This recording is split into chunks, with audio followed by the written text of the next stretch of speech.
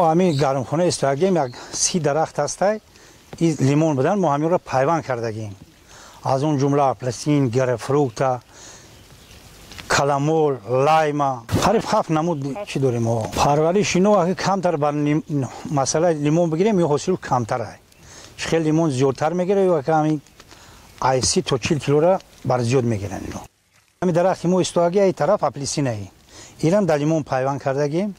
این هم حاصل نوکی خیلی این هم هر سال قریب که میگیره تا 40-50 کیلو را میگیره